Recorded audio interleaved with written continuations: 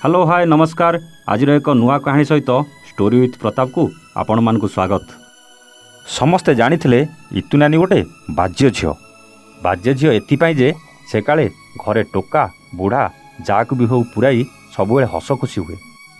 आउ एमिति धंदा करी इतु नानीर बापा और भाई दीटा चलती बोली लोकों धारणा। बापाटी घोड़ा मदुआ सांगकू लंफट भाई दीटा बण बिछुआती। किंतु इतु नानी स्वर्गर अफसरटीए परी कहले किछि भूल हेबनी। घड़िए चाहला भली चेहरा आउ तार कथा गुड़ा मीठा मीठा बोली खूब कम खर्च करे। सरल मुह को तार आखिर माया भेंडा को मेंढा करने को पूरा यथेष्ट। +2 पास करी ट्यूशन करुछि। तार इंग्लिश हो कि ओडिया सबू अक्षर गुड़ा भारी सुंदर। आउ ता भितरे पेंसिल रे आर्ट चमत्कार करे। बाहा बयस हो परे भी घरर अर्थ अभाव हेउ कि अन्य केउ कारणरू झीटा बाहा होई पारुनी। लोके कहती से बाहा होई गले मदुआ सांग को चरित्रहीन बाप और छतरा भाई दीटा खाइबा न पाई मरीजिबे। एबे झील घरे अछि बोली तारी रोजगार चलुछंती परा। ता छड़ा हजार जगार जी मुह मारलानी से कौन गोटे जगार बंधा पड़ा पसंद करिवो कि? शशि बाबू जार स्त्री मरी जाइछि आउ जीए 3टी पिलार बापा इतुकू द्वितीय स्त्री करने को प्रस्ताव देइतिला जे घोड़ा मुई बजारुणी झीटी मुहे मुहे मना करदेला। आउ कहला बुढ़ा को बुढ़ा पुणी 3टा पिलांकर बापा को बाहाबा अपेक्षा आत्महत्या करदेवा भल। बाबा रे बाबा कि सांघातिक झील। लोके कौन कहउचंती कौन भाबुचंती से कथारे इतुनानीर परवाह न थाए। इतुनानी घर गाँवर शेष मुंड को से मो उपर नानीर सांग। मु जेबे छुट्टी गाँ को आसिले गाँ से मुंडे इतुनानीर घर को जाए। जेतेबेले जाइछि केही ना केही ता पाखे थिबे। एसबू देखी लोकों कथा सत बोली सेमानकु देखी मोर अनुभव हुए। किंतु इतुनानी पाखकू बार बार जिबाटा भूल बोली मु जानी पारली। किए इतुनानी पाखकू चित्र करबाकू तो किए सुंदर अक्षर रे किछि दरखास्त लिखिबाकू आसंती। आउ इतुनानी फोन ऑपरेटिंग रे भी माहिर। बेसी इंग्लिश मीडियम पिलांग बापा माँ सेमानक पिलांग प्रोजेक्ट किंबा चित्र पाई पाखकू आसंती। विभिन्न आप्रु उत्कृष्ट चित्र सह कथा आनी अति चमत्कार वीडियो बनई पारे इतुनानी। सेथिपाई कि राति कि दिन ता पाखे एसबू कारणरू केही ना केही थांती। लोके एई कथा को सज माछरे पोक पकेला परी कथा कहती जे पुओ मानकू पुराई इतुनानी खराब काम करे। अवश्य सत कौन समस्ते जानिथिबे हेले देखी सही पारंतिनी बोधे। प्रकृत कथा न जानी इतुनानी नारे एणु तेणु गपंती बदनाम भी करती। इतुनानी को थरे कहली तुमको 12 लोके 12 कथा कहउछंती खराब लागुनी? तुमे तो ताकरी पाई काम करछ अथच सेई लोके तुमको अपदुआ देउछंती। दियंतु मो देह कौन घोरी हो जाउछि कि? केते सहजरे इतुनानी एक कथा कहले मु आश्चर्य हो गली। आउ कहली तुमे बाहुन कहीं इतुनानी? बहुत कथा कम कहउथबा इतुनानी खिली खिली हसी कहला बाहाबा पई बरटीए दरकार किए मिलिले तो बाहाबी। मु पुणी पचारली इतुनानी तुमे एते सुंदर पुणी एते भल कथा तुमको आसे जे केही भी तुमको बाहाई जीव? इतुनानी कहला जे केही भी? हाँ जे केही भी। सोनू तू मते बाहाई पारिबु? मु एपरी कथा आशा कर नथिली। हड़बड़ई गली। लाज भी लागिला। ए इतुनानीटा बड़ दुष्ट पिला। मो चुप हवा देखी इतुनानी आहुरी जोर रे हसी कहला अरे बोका मु जोक कली तथापि देखलु तो मो कथा शुणी केमिति चुप हो गलु। सोनू मु गरीब झीरे मो बापा और मो सान भाई दीटा मोरी रोजगार चलुछंती बोली मो बाघर ना धरू नांती। कहूनु केमिति बाहाबी? इतुनानी को से कथा तू मते बाहाई पारिबु सोनू बारंबार मो कानरे शुबिला। 8-15 दिन जाए ए गोटे वाक्य छड़ा आ कौन शब्द मो कानरे पड़िलानी। मु केवल भाबिली आउ भाबिली सिद्धांत रे पहुँची न पारी मनटा पूरा अस्थिर हैला। या भितर मोर पढ़ा सरीगला और मिलगला चाकिरीटीए। घर लोके मो बाघर पाई लागी पड़िले।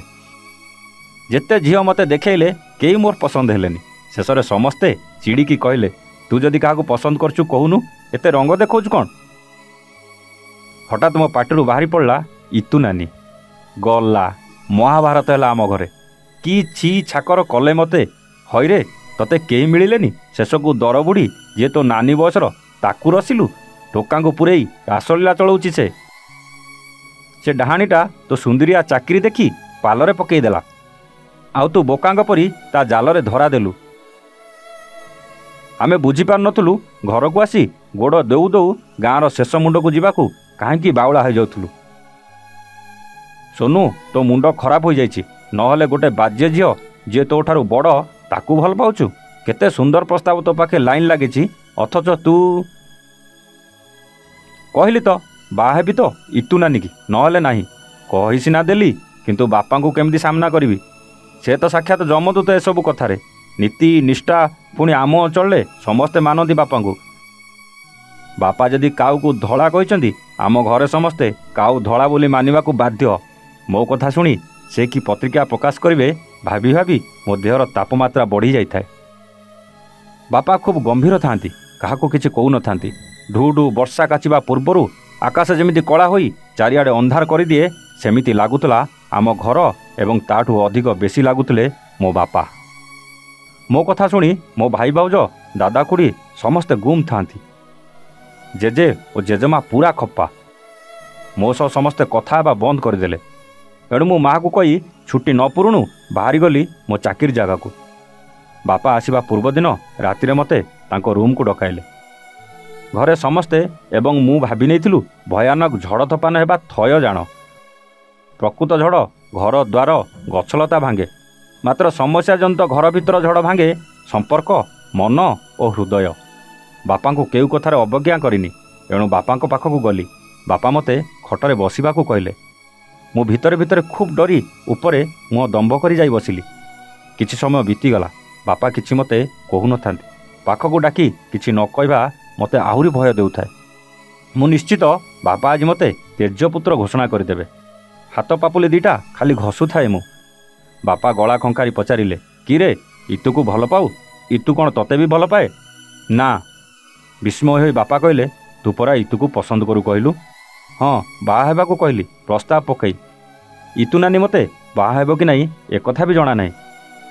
ଆରେ ସୋନୁ, ଏ ପୁଣି କେମିତି କଥା? ତୁମେ ପରସ୍ପରକୁ ଭଲ ପାଅ କି ନାହିଁ ଜାଣିନ, କିନ୍ତୁ ତୁ କହୁଛୁ ବାହା ହେବୁ? ବାପା, ଇତୁ ନାନୀ ମୋତେ ଭଲ ଲାଗନ୍ତି। ଅର୍ଥ ଅଭାବରୁ ଏବଂ ତାଙ୍କ ବାହାଘର କଥା କେହି ବୁଝିବାକୁ ନଥିବାରୁ ବାହା ହେଇପାରୁନାହାନ୍ତି। ମୁଁ ତ ଝିଅଟିଏ ବାହା ହେବି। ସେ ଝିଅ ଇତୁ ନାନୀ ହେଲେ ଅସୁବିଧା କେଉଁଠି? ବାପା ପଚାରିଲେ, ତୋଠୁ ସେ କେତେ ବଡ଼ ଜାଣିଛୁ ତ? ହଁ ବାପା, ସବୁବେଳେ ପୁଅଠାରୁ ଝିଅ ସାନ ହେବ ଏମିତି କଥାର କିଛି ଅର୍ଥ ଅଛି କି? ଝିଅଠାରୁ ପୁଅ ବଡ଼ ହେଉଥିଲେ ମୋ କ୍ଷେତ୍ରରେ ଝିଅ ପୁଅଠାରୁ ବଡ଼ ହେବ। ଘର ଲୋକେ ସବୁ ଲୁଚି ଶୁଣୁଥିଲେ ଆମ ବାପ ପୁଅ କଥା। ସେମାନେ ପ୍ରମାଦ ଗଣିଲେଣି। ସୋନୁ ଆଜି 2-5ରୁ ଗଲା ଜାଣ। କିନ୍ତୁ ଏମିତି କିଛି ଘଟିନଥିଲା। ବାପା ମୋ ବଡ଼ ଭାଇକୁ ଡାକି କହିଲେ, ଆରେ ମନୁ, ଇତୁ ଘରକୁ ବାହାଘର ପ୍ରସ୍ତାବ ପଠା। ସମସ୍ତେ କାବା। ବାପା ଭଳି ଲୋକ ଏତେ ଶୀଘ୍ର ପୁଣି ମୋ କଥାରେ ସବୁଙ୍କୁ ଚମକେଇଲା ପରି ରାୟ ଶୁଣେଇବେ, ଏକଥା କେହି ବିଶ୍ୱାସ କରିପାରୁନଥିଲେ। ମୋତେ ସେଦିନ ରାତି ସାରା ନିଦ ନାହିଁ।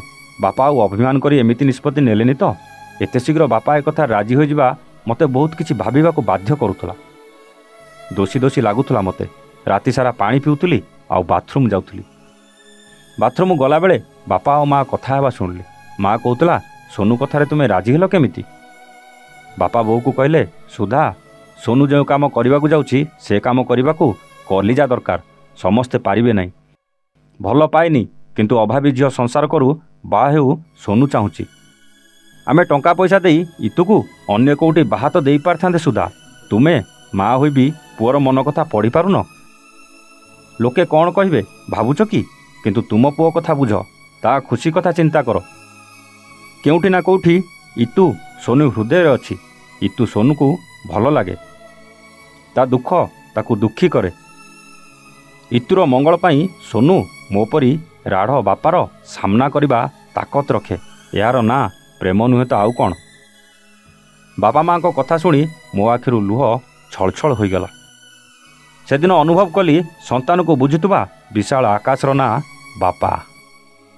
ଏମିତି ହୃଦୟପୋଷୀ କାହାଣୀ ଆପଣଙ୍କ ପାଇଁ ସବୁଦିନ ସନ୍ଧ୍ୟା 8ଟାରେ ନେଇ ଆସିବୁ।